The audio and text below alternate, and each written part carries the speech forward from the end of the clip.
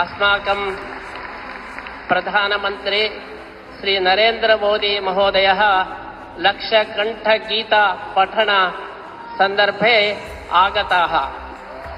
नरेन्द्र मोदी महोदयः अर्जुन इव, अर्जुनः इन्द्रावतारः।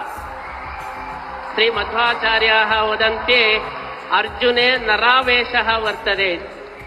अतः नरेन्द्र शब्दस्य अर्थः साक्षात् अर्जुनः।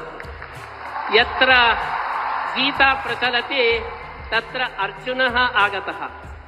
अतः अर्जुन आगमनेन अस्माकं लक्षकण्ठगीता समर्पणं सम्पूर्णम् इति वयं भावयामः।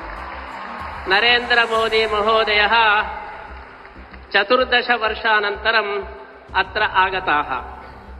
तन्मध्ये राममन्दिरनिर्माणं कृत्वा आगताः। यथा श्रीरामः 14 वर्षानन्तरम् अयोध्यां प्रति आगतवान्, तद्वत् 14 वर्षानन्तरम् अस्माकं नरेन्द्र महोदयः अत्र श्रीरामराज्यस्थापनार्थम् आगताः। अस्माभिः मोदी रक्षति रक्षितः।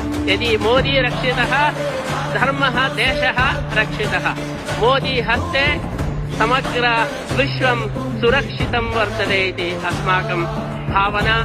तादृश अनुग्रहः श्रीकृष्णस्य अनुग्रहः भवतु इति प्रार्थनां कृत्वा नरेन्द्र मोदी महोदयस्य अस्मिन् दिवसे श्रीकृष्ण अनुग्रह